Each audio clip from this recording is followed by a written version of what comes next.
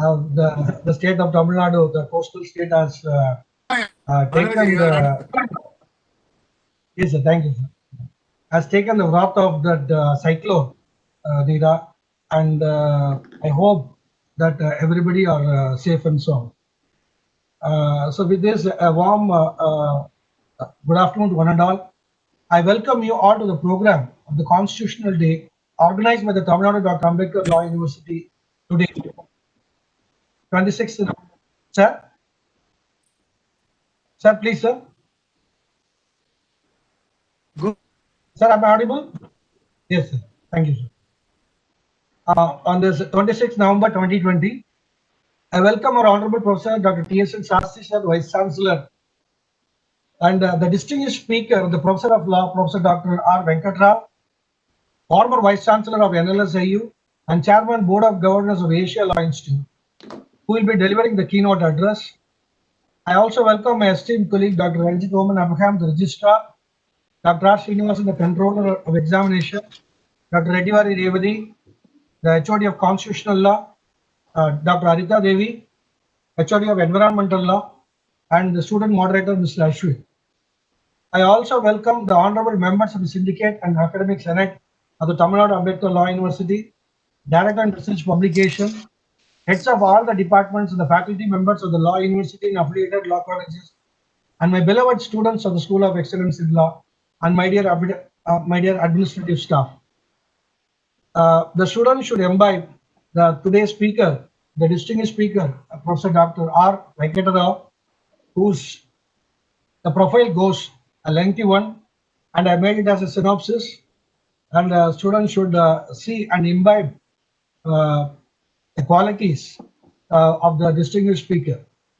Professor R. Venkatrao, born on 15th March 1954, the former Vice Chancellor of the National Law School of India, University, Bangalore. He assumed the office of the Vice Chancellor of the National Law School of India, Bangalore in 2009.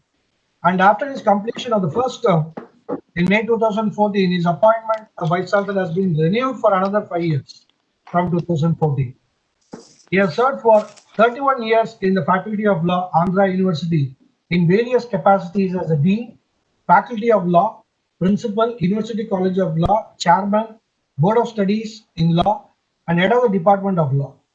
He was a Director and Center of Criminal Justice, Andhra University from 1997 to 2009. He served as a Dean of Students Affairs, Andhra University, and as an Officer on Special Duty, Andhra University. He also served as a member of Executive Council of Andhra University from 2005 to 2007. He was part as a member of various academic bodies, which includes the Executive Council, Chanakya National Law University, Patna, General Council, National Law University, Bhopal, Executive Council, Dr. Damodaran Sanjeevayya National Law University, Visakhapatnam, General Council, National Law University, Jodhpur, Executive Council, National Law University, Delhi, Academic Council, National Law University, Odisha, Academic Council, Karnataka State Law University, Hubli, Governing Council of India Law Institute, and Advisory Board of Institute of Genetic Awareness and Applied Research, NOVA, Southern Eastern University, USA, among others. He also served as the Vice President of the Indian Society of International Law, New Delhi, Member Academic Committee of Indian Institute of Public Administration, New Delhi, Member Council, Indian Institute of Sciences, Bangalore, Member Academic Council and General Council of Nalsar, Hyderabad. He has the distinction of receiving the Best Teacher Award from the Government of Andhra Pradesh in 2006, the Best Researcher Award from the Andhra University in 2003, and Gold Medal for the Best PhD thesis. He has been awarded the Best Vice Chancellor Award for Outstanding Contribution for Education during the World Chancellors and the Vice Chancellors Congress 2014 held in 2014 at Mumbai. He has been associated with several prestigious bodies like UPSC Delhi, UGC New Delhi, National Assessment and Accreditation Council, NAC Bangalore, several ministries in the Government of India, several universities in India and abroad as expert in various committees. His primary area of research is in human rights, humanitarian law, and criminal justice. He has guided successfully 1 LLD and 16 PhDs, and more than 75 MPhil scholars. He has participated in a number of international national conferences and delivered a number of keynote addresses. To date, He published more than 120 papers in journals of national and international repute, apart from presenting research papers in national and international seminars.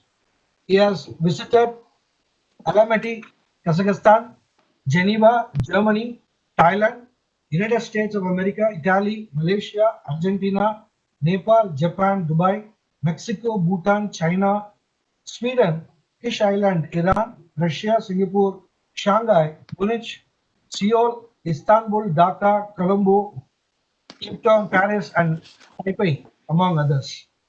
He served as chairman, board of governors, Asian Law Institute, and he has been an independent director of the prestigious public sector entities like Bharat Electronics Limited, Bangalore, Hindustan Aeronautic Limited, Bangalore, Goa Shipyard Limited, Goa, and member Board of Governors, Indian Institute of Corporate Affairs, New Delhi. He is also the member of Legal Education Committee and Equivalence Committee of the Bar Council of India. He was a member of the Task Force Committee constituted by the Government of India for suggesting reforms in the modernization of self-reliance of defense sector. He also delivered a number of endowment lectures and convocation addresses in various institutions of eminence. In fact, we all thank the Honorable Vice Chancellor for selecting this noble, kind personality today to deliver the keynote address on the constitutional law, Day. Sir, on behalf of the Tamil Nadu Dr. Ambedkar Law University, the Vice Chancellor, the faculty members, the organizers, and all the students, I welcome you, sir. Welcome. Next, I'm delighted to welcome our Honorable Professor Dr. T.S.N. Sastry, the Vice Chancellor of this university, and he is also currently the Vice President of the famous Indian Society of International Law. In the annals of the Tamil Nadu Dr. Ambedkar Law University, our Vice Chancellor's untiring efforts yielded to procure an annual block grant to the university to the tune of 15.5 crore rupees from the Tamil Nadu state government, which shows his keen interest to upbringing this university in all aspects. Because of his untiring efforts in the last 2.5 years, the students of the School of Excellence in Law won a huge number of competition and also became the SARC champions of the SARC Moot Court competition 2019 and the second best memorial in the recent Nuremberg Moot Court held in June 2020. In tune with enhancing the clinical legal education, our Vice Chancellor also established the AAR Educational Research Support high-tech digital suite in February 2019 to train the students in legal skill-based education with a bare minimum fee. Professor Shastri has also taken steps, and the Tamil Nadu Dr. Ambedkar Law University has conferred the honorary causa on 3 eminent judges, and including the Chief Justice of now, S.A. Bobde, the present Chief Justice of India, Justice P. Sadasivan, Justice Takhil Ramani, at the hands of the Honorable President of India in July 19. Professor Shastri sir is very simple but hardworking. He's a visionary, always having a persistent thought about the welfare of the university and constantly motivates the faculty members to achieve the greater heights. He has given a full academic freedom to all faculty members to conduct the academic programs. Sir, on behalf of the faculty members, organizers, and all the students, I welcome you, sir. Next, I also welcome my esteemed colleague, Dr. Ranjit Omar Abraham, the Registrar, R. Srinivasan, Controller, Mr. Reddivari Revadi, and Dr. Harita Devi, Student Moderator, Mr. Ashwin, and also the students of the School of Excellence in Law. Once again, I welcome you all and thank the organizers for giving me this wonderful opportunity today to deliver the welcome address on this occasion. Thank you so much. And back to Mr. Ashwin. Thank you, sir, for your warm welcome. It was truly needed, especially in this cold and wet season that we are facing. And your elaborate introduction of Professor Venkata Rao has given us an idea of how formidable his contributions to the field of law has been. And we are truly grateful for our Vice Chancellor for inviting such a great personality to grace this occasion. Moving on, I now would like to invite Dr. Ranjit Uman Abraham, the respected registrar in charge of the Tamil Nadu Dr. Ambedkar Law University, to give us his introductory remarks on this day. Over to you, sir. A very good afternoon to all of you. I take this opportunity to give an introductory remark on this very important, most important day for any law institution, that is the Constitution Day. First of all, I wish Vice Chancellor, respected Chief Guest, Director, School of Excellence in Law, my colleague students, and all participants. This is a very important day, as I told you, that the most supreme law of a country, the Constitution of India, is part and parcel of everyone's life. If today we are talking about so many, we are talking about judiciary, we are talking about legislature, we are talking about press, we are talking about the powers of the executive, and we are also talking about various issues which are coming up, cropping up. Everything we refer to the Constitution, and even the Supreme Court of India, which is the guardian of the Constitution, is regularly interpreting the Constitution. Today we have a very eminent speaker. Thanks to Vice Chancellor for requesting Professor Venkat Rao, who I know personally as I did my doctorate from Andhra University. He was a great mentor. He encourages everyone, and he has been a very good legal academy professor in the legal academia, and he has been continuously contributing the Constitution in many ways. Dr. Ambedkar said Article 32 is the soul of the Indian Constitution.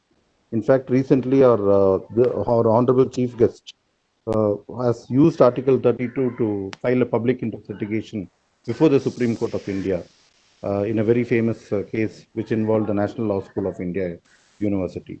So we have chosen the right speaker today, and I believe that we are all waiting to hear him. So I don't want to take much time.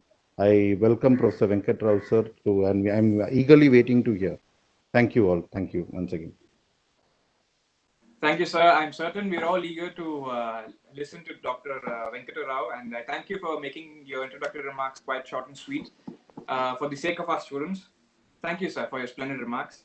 I now request our Honorable Vice Chancellor, Professor Dr. T.S.N. Shastri, to give the presidential address.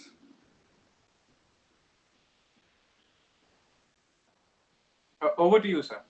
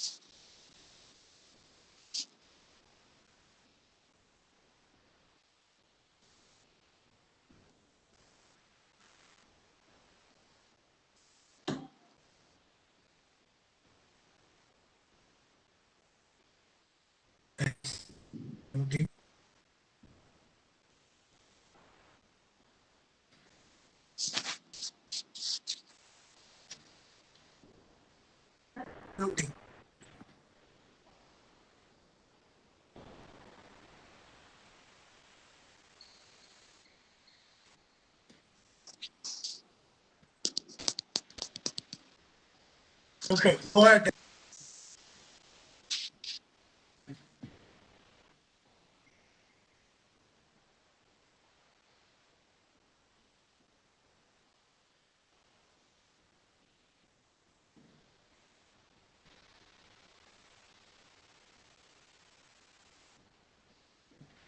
Sir, Professor Venkata, yes, sir is having some Okay. problem. You can go ahead. Ashwin, just make an introduction. Yes, sir. So as our Honorable Vice Chancellor is facing some issues with the internet, I would move on to invite the Honorable Chief Guest of our day, Professor Dr. Venkata Rao, the former Vice Chancellor of NLSIU, to begin with his keynote address. Over to you, sir.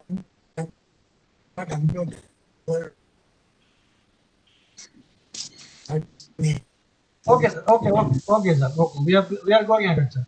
Sir will be joining later.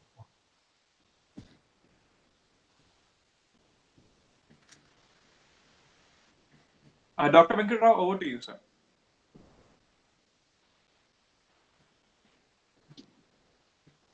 Yes, yes, Professor. You can begin. You can begin. Sorry.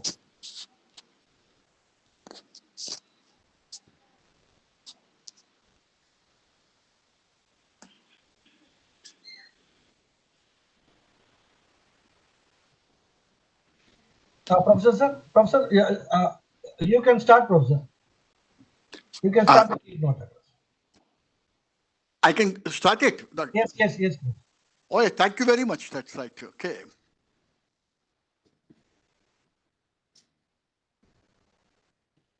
The esteemed Vice Chancellor of this wonderful institution, and of course, my former student, Professor T.S.N. Sastry, distinguished custodians of this very esteemed university, my colleagues, and above all, the great hopes of the 21st century nation, my young student friends and participants. Greetings to all of you on the occasion of Constitution Day. And my hearty congratulations to you for organizing this wonderful function in spite of the act of God called a calamitous situation, which reminds me of Winston Churchill's famous statement when he was asked to make a distinction between a successful and an unsuccessful person. Winston Churchill said, a successful person is one who always sees an opportunity in a calamity, and an unsuccessful person always finds a calamity in an opportunity. The entire family of Tamil Nadu Ambedkar Law University have seen an opportunity in a calamity and have gone ahead with organizing this holiest function. Well, young friends, November in the calendar year, I consider to be the holiest month for all Indians. Not because we have so many festivals in November, but because it was in November that we have adopted the Constitution of India on 26th November in 1949. And the Constitution of India is like a new Dharma Shastra to us. Therefore, November is the holiest month.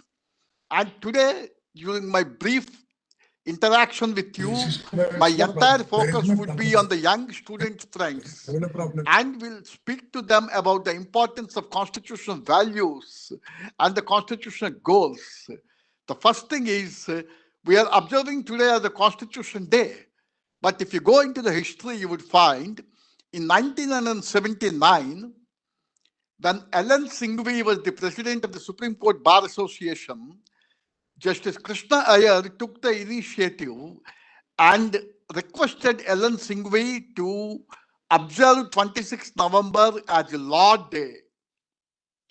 And from 1979 onwards, the Supreme Court Bar Association has declared 26th November as a Law Day, which Justice Krishna has said it's a day of social audit. And from 1979 to 2015, this day was observed as a Law Day, but in 2015, a very interesting thing happened. As a part of the 125th birth anniversary celebrations of Baba Saheb Dr. B.R. Ambedkar, the government of India has decided to celebrate 26th November as the Constitution Day. And from 2015 onwards, November 26th is being observed as the Constitution Day and celebrated with all gaiety. And this year, the theme of the Constitution Day is Kartavya, fundamental duties, about which your Vice Chancellor, Professor Sastry, spoke in Pune University just about 45 minutes ago. And first, let me tell you, youngsters, the Constitution of India is 71 years young. It's not old. Because institutions can never become old. It's only human beings who can become old. So the Constitution continues to be young. And the Constitution has grown from strength to strength in the last 71 years. One thing you need to observe is a number of countries became independent with us in the subcontinent in 1947. And in this part of the world, a number of constitutions were drafted. But over the years, most of the constitutions were thrown overboard. They collapsed like a pack of cards, whereas the Constitution of India has grown from strength to strength to such an extent that every Indian considers the Constitution of India as a Dharma Shastra in his life. That's number one. Number two, another remarkable feature, if I tell you, you'll be surprised.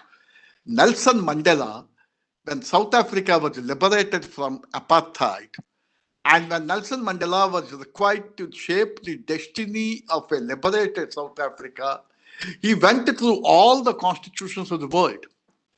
And he said the best constitution in the world is the Constitution of India.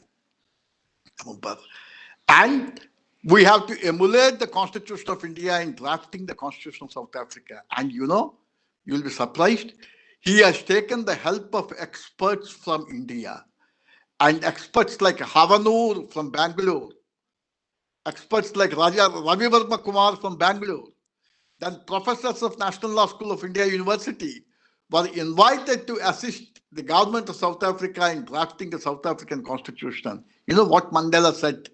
Normally people say the Constitution of India has borrowed everything from everywhere. Okay, but it is not true.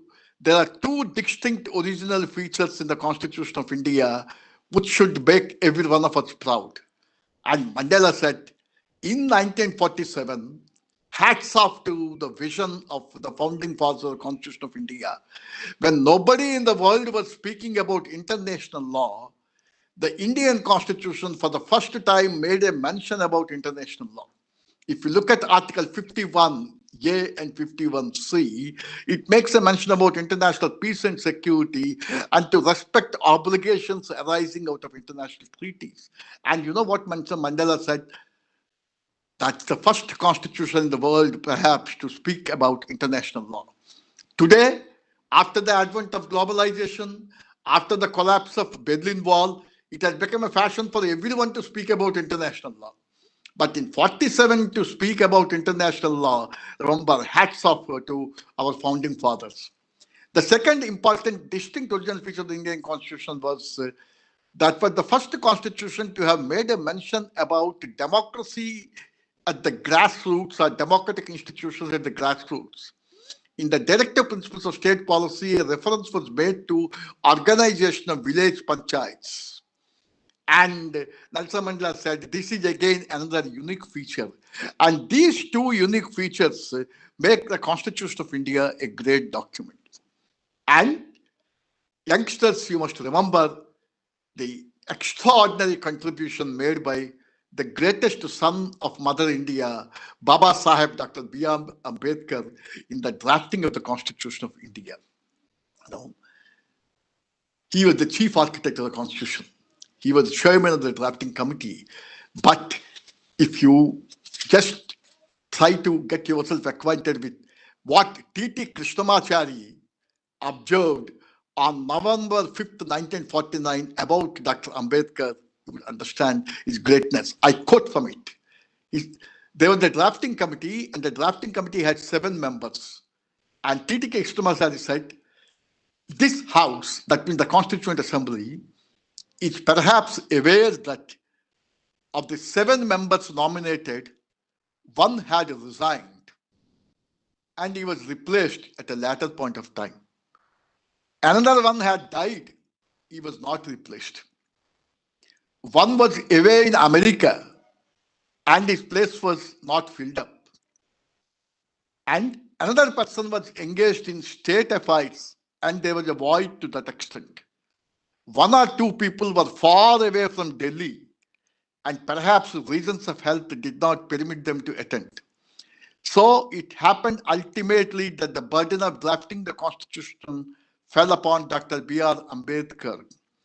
And he, under the guidance of Alladi Krishnaswamy Iyer, has given us the Constitution, and therefore T.T. Krishnamachari said, we must all be grateful to him for having achieved this task in a manner which is undoubtedly commendable. And Krishnamachari observed, Dr. Ambedkar carried out this Herculean intellectual labor in spite of his indifferent health. And the Constitution was drafted at the most turbulent times. There were people who were forecasting that India would suffer the fate of balkanization. And it has proved all the critics wrong. And in the last 70 years, it has grown from strength to strength. That speaks about the inherent strength and resilience of the Constitution of India. Now, the inherent strength of Constitution of India is the theme of social justice. If some of you have read the book, The Life and Mission of Dr. B.R. Ambedkar by Dhananjay Keir, young friends, please remember this is the greatest biography of Dr. Ambedkar. The Life and the Mission of Dr. Ambedkar by Dhananjay Keir.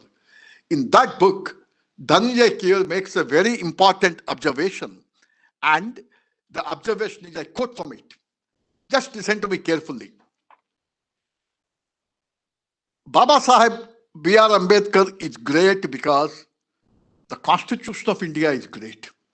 And the Constitution of India was given to him by Ambedkar. And then Keir says, the Indian Constitution is great because, follow me very carefully, the Indian society is like a multi-storied building. A multi-storied building is a sign of civilization. You must be proud of it. But the second sentence is disturbing.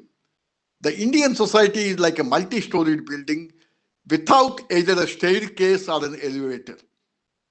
In a multi-storied building where you do not have a staircase or an elevator, remember, the opportunities for mobility would be nil. That means people who are born in the ground floor will continue to languish in the ground floor and decay in the ground floor, because birth, growth, and decay are the attributes of living organisms. People who are born in the top floor will have the access to all the best things in life. People who are born in the intermediate floors will be sandwiched. But then comes the masterstroke, the third sentence. I can read the complete. The Indian society is like a multi-storied building without a staircase or an elevator. The Constitution of India is the missing staircase or elevator. That means the Constitution of India provides you the opportunities for mobility. And for having given us such wonderful constitution, Dr. Ambedkar is great. And then he makes reference to the preamble of the Constitution of India, which the Honorable President of India had recited and read at 11 o'clock in the morning today. Okay. And look at the preamble. What a wonderful document it is. And I may confess to you, every morning when I get up from the bed, the first thing that I do is to have a look at the preamble and ask for myself the question, to what extent have I been able to fulfill the preambular aspirations? And God forbid, if the answer is not satisfactory, I take a pledge saying that tomorrow morning the answer should be more satisfactory or less unsatisfactory, which every one of you should read. I always carry it in my pocket. Fundamental preamble on one side and fundamental duties on the other side. Look at the preamble. There are two important words in the preamble, which most of us miss. And those two important words are secure and promote. See, the preamble in the first part says, to secure to all its citizens justice, social, economic, and political, liberty of thought, expression, belief, faith, and worship, equality of status and opportunity. And there stops. And then it says, and to promote among them fraternity, assuring the dignity of the individual. Remember, to secure to its citizens justice, then liberty and equality, and then to promote among them all fraternity. After Ambedkar said in the Constitutional Assembly debate, we speak about fraternity, but what do you mean by fraternity? You know what he said? Fraternity means a sense of brotherhood for all Indians. All Indians being one people. It is a principle which gives unity and solidarity to social life. It gives unity and solidarity to social life. Without fraternity, equality and liberty will be no deeper than a coat of paint on your face. That's what Ambedkar said. And that's the importance of fraternity. And that fraternity assuring the dignity of the individual. Now, I expect every student of Tamil Nadu Ambedkar Law University to start his day by reading this preamble. And this year, the government of India has thought it fit to observe as Kartavya Divas. Look at the not 10 divine commandments, but 11 divine commandments that have been given to us.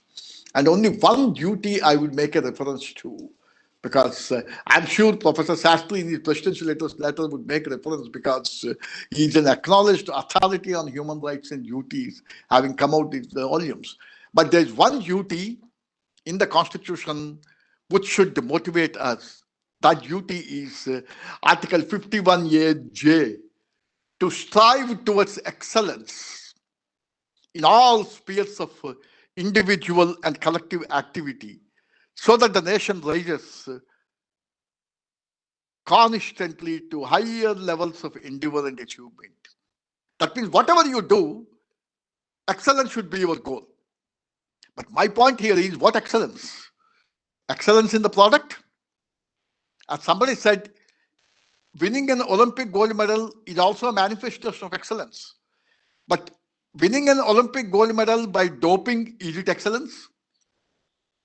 Winning a university gold medal by adopting plagiarism, is it excellence? So our constitution occurs when they have included fundamental duties and when they focused on excellence. They not only meant excellence in product, but excellence in the human being also. And our education system should focus on that. Because as Swami Vivekananda said, academic excellence without human excellence is disastrous. That's the reason why celebration of Constitution Day becomes very important as far as youngsters are concerned, especially because they have to look at these 11 divine commandments, remember, as the holiest, and they must follow them. And they must maintain the highest levels of integrity. You can achieve the highest levels of achievement only when you imbibe the constitutional value of maintaining the highest level of integrity. And integrity means having coherence among three things: between what you think, what you say, and what you do. And that integrity should be maintained. Therefore, our Constitution of India, for its focus on social justice and for its focus on fundamental duties, and especially the duty to strive towards excellence, remember, should be emulated by every Indian. Then I would like to make two or three important observations about the strands in the Constitution of India. The Constitution of India has three important strands, according to Glanville Austin. Number one is, it protects and enhances national unity and integrity. Remember, the Constitution was given to us at the time of partition Holocaust. Therefore, the major strand of the Constitution of India is to enhance national unity and integrity. And number two is to establish institutions and spirit of democracy.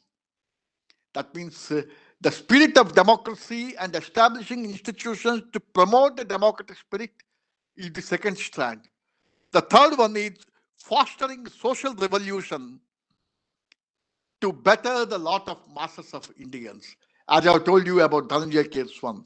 Therefore, these three important strands, unity and integrity of the nation, then establishing the institutions and spirit of democracy, and fostering social revolution by having strong democratic political institutions, by having a very reliable process of parliamentary system with accountability, universal adult suffrage, and independent judiciary. Remember, even our Constituent Assembly members were not elected on the basis of universal adult suffrage.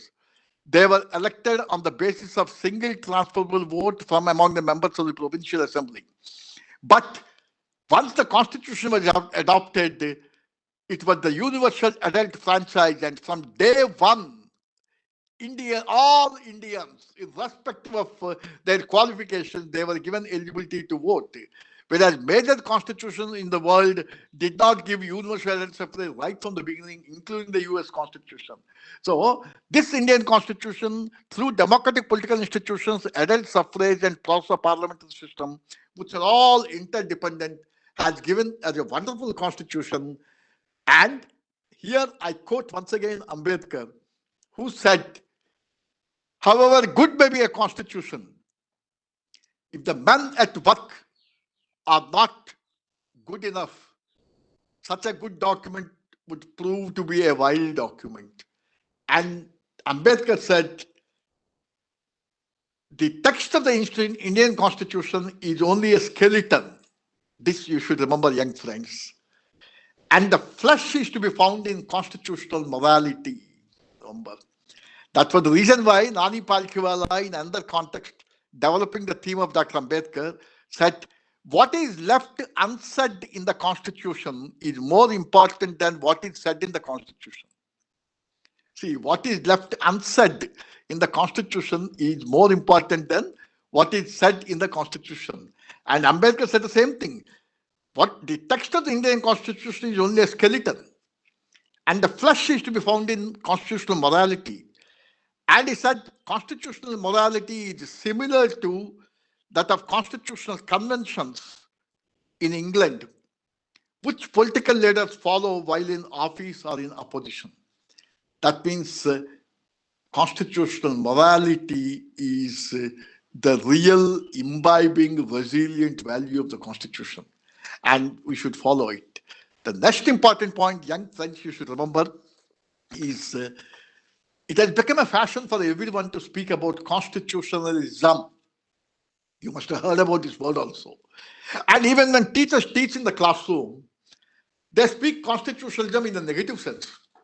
In the sense that they would say, if you have a limited government, it is constitutionalism. Okay. An unlimited government is not constitutionalism. It is not true enough. It is true enough, but it's not enough of the truth. The beauty of the Indian Constitution is it speaks about three types of constitutionalism. It starts with negative constitutionalism, but it doesn't end there. The negative constitutionalism is limited government. Let me just have a glass of water.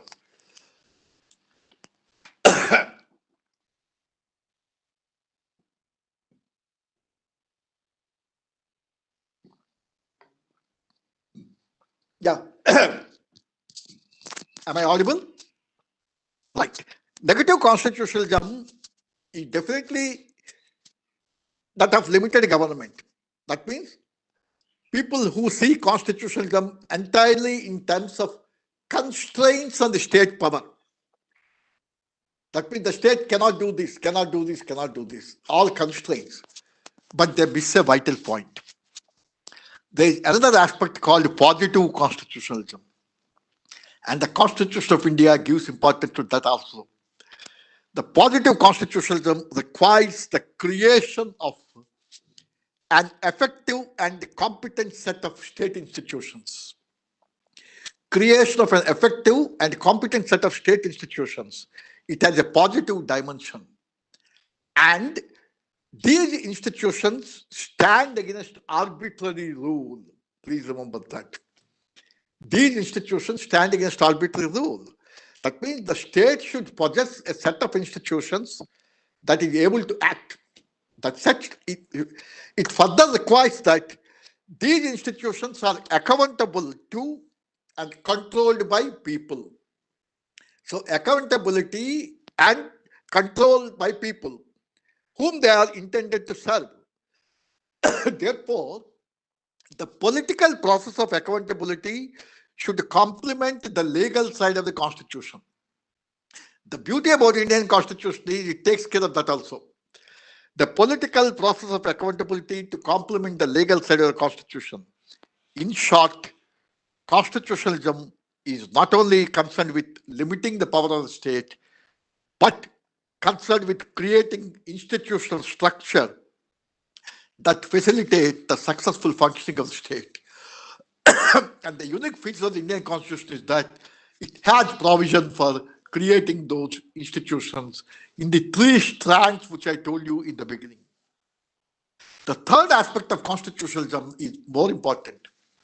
This is called global or constitutionalism. Global constitutionalism.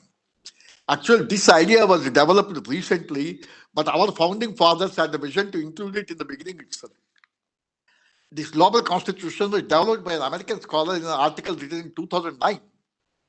But in 1949 itself, at this global constitution, it says it is an agenda that identifies and advocates for the application of constitutional principles into the international legal sphere. That means application of constitutional principles into the international legal sphere. That means global constitutionalism is the gradual emergence of constitutional features in international law. I'll give you only one example. It focuses not on absolute state sovereignty, but humanized state sovereignty. See, the use of the word humanized state sovereignty. And the Indian Constitution has contributed to that. And look at the role of the Supreme Court of India when it spoke about humanized state sovereignty. Because you are a political science teacher, my political science teacher, they have taught us a lesson that the king can do no wrong. Isn't it? The king is the fountain of justice. But the Supreme Court of India said, if you look at Article 14, 19, and 21, okay, the golden triangle, the king can do no wrong means the king shall do no wrong. That means if the king does a wrong, he will be subject like a common man. The king is no different from a subject. So you may not make subject the king, but you make the king the subject. Okay. So that is what you mean by humanized state sovereignty. That's what you mean by global constitutions. And all these three strands are found in the Indian Constitution. Negative constitutionalism, positive constitutionalism, and global constitutionalism. That's the reason why Nelson Mandela said, this is a document, remember, which is criticized as a document which is a paradise for lawyers. But the functioning of the Constitution has proved that it is a common man's Constitution. It's not a lawyer's paradise. And that's what the Supreme Court judges recently said when they were speaking about transformative constitutionalism. In fact, with that, I'll stop here because transformative constitutionalism is a word which has become fashionable in the recent past. But let me tell you, there is nothing new about it. Justice Vivian Bose, former judge of the Supreme Court of India, in the first phase of the Supreme Court, he said, the Constitution of India is more than a legal parchment. It's not just a legal parchment. It is a Fabian socio-economic instrument with a revolutionary thrust. Indeed, the high purpose and the wealth of human rights which inhere in the citizens of India by virtue of the Constitution are condensed with delicious brevity. Mark the use of the word, with delicious brevity and precious dignity in the preambular passages. We can never forget that the people of India as a whole and not the elite. The Constitution does not belong to elite only. Not the upper strata. Not the power brokers. Not the creamy layers. These were the words which were used by Vivian Bose. But the Constitution of India is for all people. And all are title holders under the Constitution. The Constitution is meant for the butcher. Okay. For the baker. For the candle maker. Remember. And Justice Krishna in his inimitable style said, I will add to what Justice Vivian Bose said. The Constitution also belongs to tortured prisoner, bonded laborer, discriminated gender, marginalized dissenter, and a disabled and a deprived human. So all these are governed by the Constitution. Now, do you have a document which is holier than this anywhere in the world? And therefore, I say, every young mind should consider the Constitution as the new Dharma Shastra. Now, this transformative constitutionalism became popular in the recent past because, actually, when a South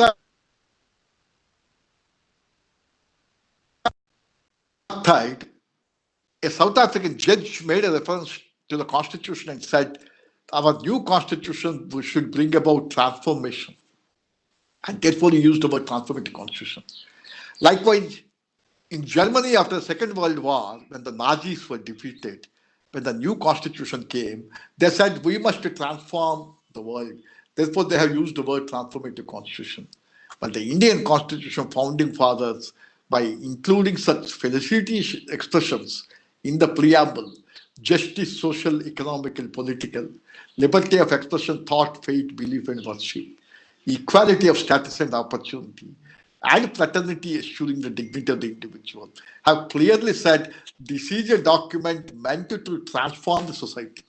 That was the reason why in 70 years it has won the confidence of the people to such an extent that former President of India, Pranab Mukherjee, one of the greatest intellectuals that this country has produced, in one context has said, whatever you do, follow me very carefully, young friends, from today onwards, follow this dictum. Whatever you do, the Constitution must be at the back of your mind and must be at the center of your heart.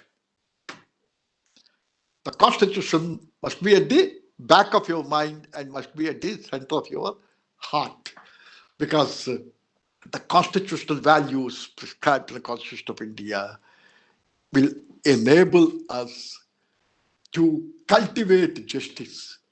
And as Martin Luther King has said, if you seek peace, cultivate justice.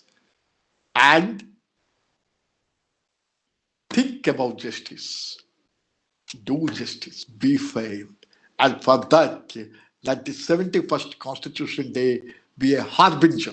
Okay? And my sincere appeal to young minds is to make the Constitution of India a constant companion, and keep the copy of the preamble pocket in your front pocket and have a look at it. That is the best way of celebrating the 71st Constitution Day, by focusing on our kartavyas and duties. That's all for this afternoon review.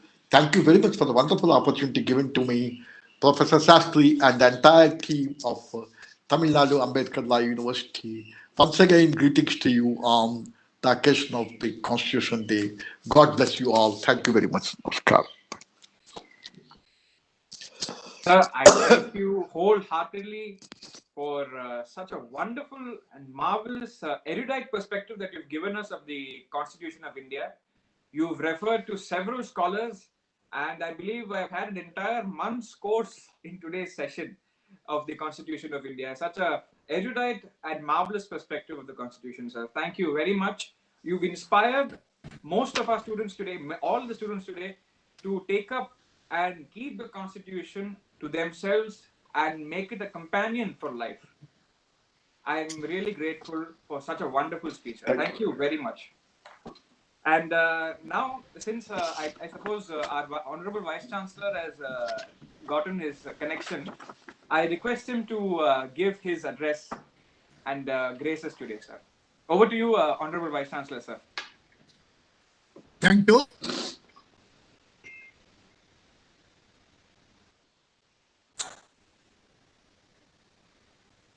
My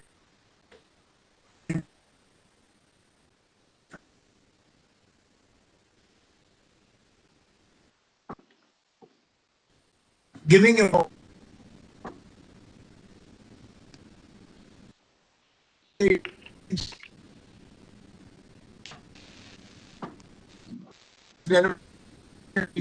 to deliver one more. Sure.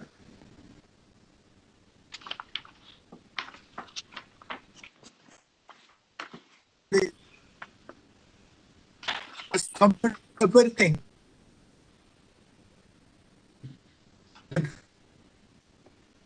What the court has given to us as a monumental document. The views of two important philosophers which have been provided in this constitution are one,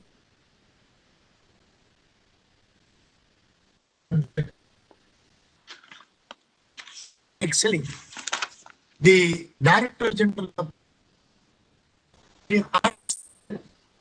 Mahatma Gandhi that you please contribute an essay on the collection of philosophical perspectives of human rights. You know the answer given by Mahatma Gandhi. With that he replied that I learned from my illiterate but wise mother that all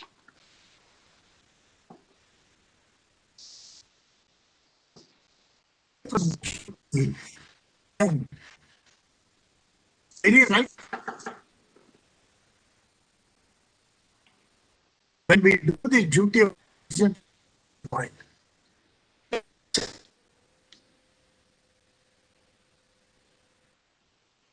And important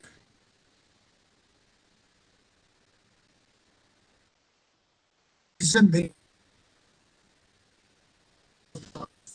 in Italian he laid down the entire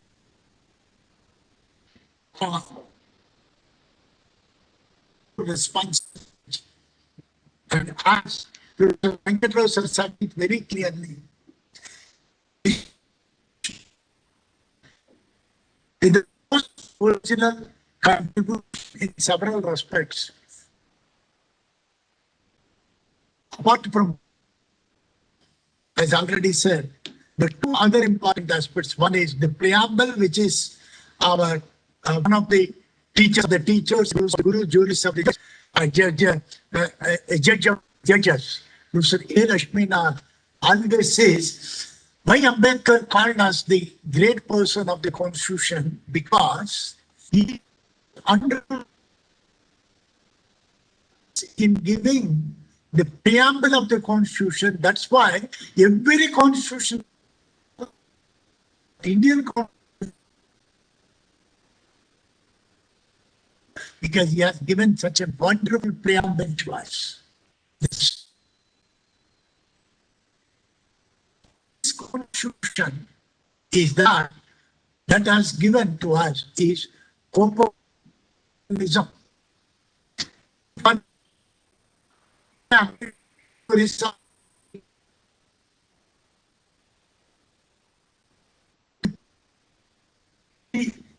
Last speech of Dr. Baba Saheb in the Constituent Assembly, he clearly says what this Constitution is. Many people asked me the question to put more power, union powers on the states.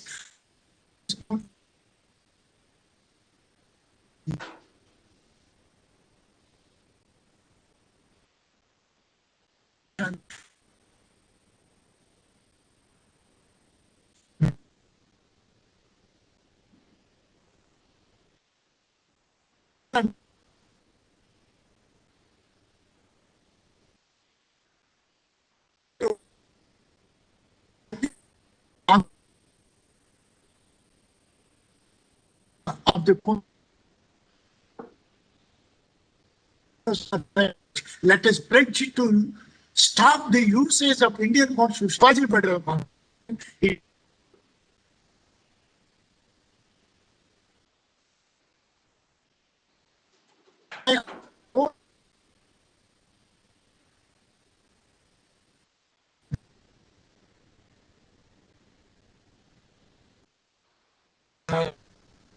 Very simple. Democracy in the by given, and the most important is Indian Constitution.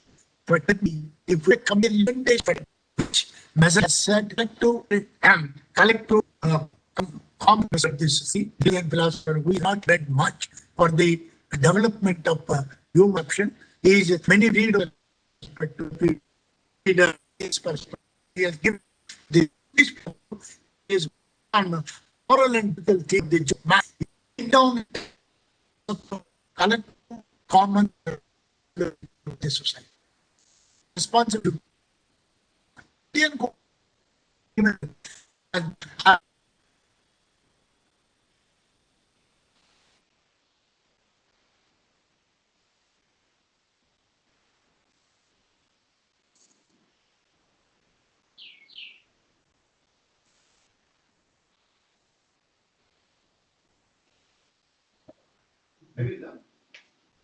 Sir, we cannot able to hear you, sir.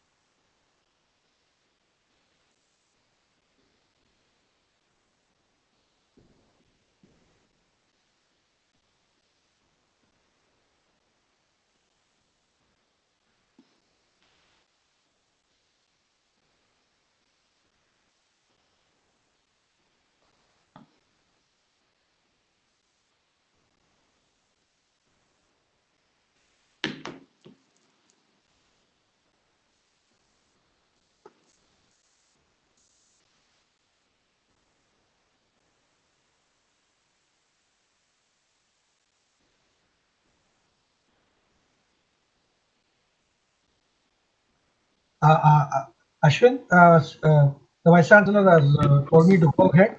As Okay, he's sir. having some, once again, the problems are coming, cropping up. Thank you. Right, sir. So, as unfortunately our vice chancellor is facing certain issues with his connection, we would like to move on and come to the fag end of the event. So, as we all know, there is no proper end without a good dose of gratitude. So now I request Dr. Harita Devi, the head of Department of Environmental Law Department at the School of Excellence in Law, to give the vote of thanks. Hello, can you hear me?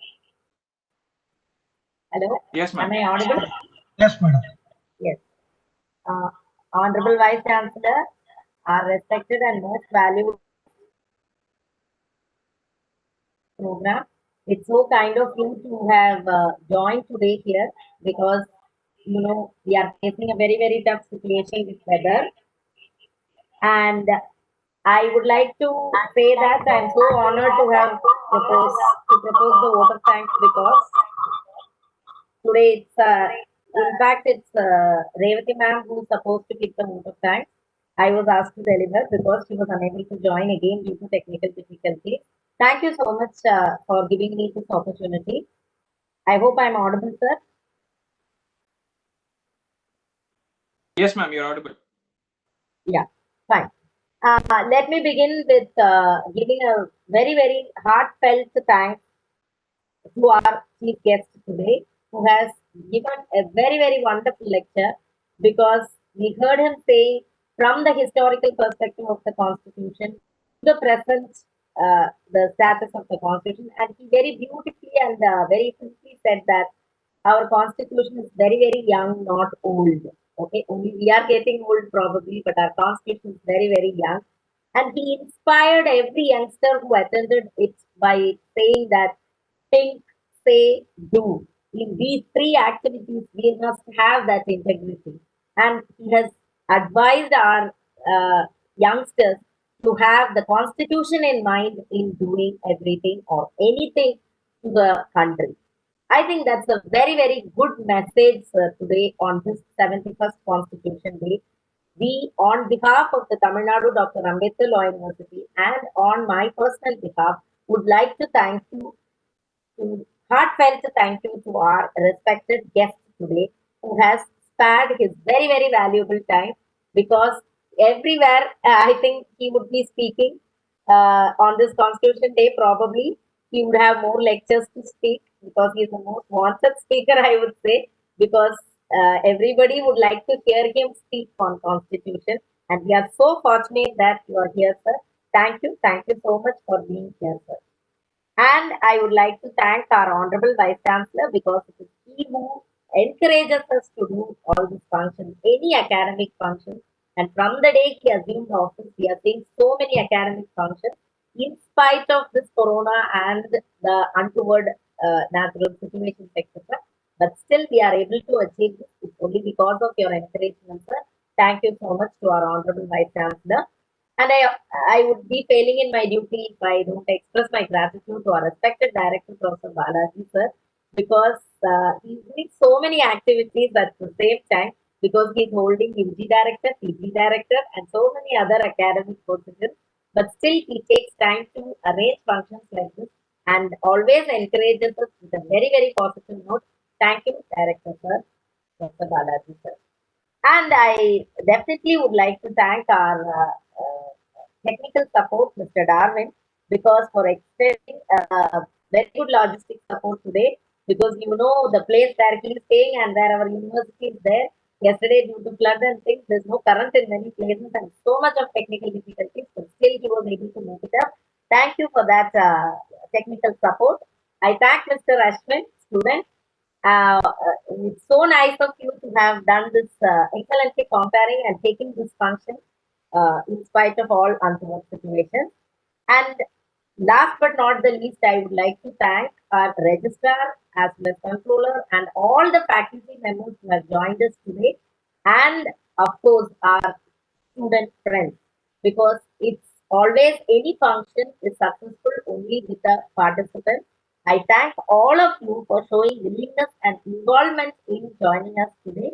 I hope you would have had a very good lecture and a very good intake from the very important and I would say enlightening speech of our guest today. I would like to end by saying everyday morning is a wonderful blessing, either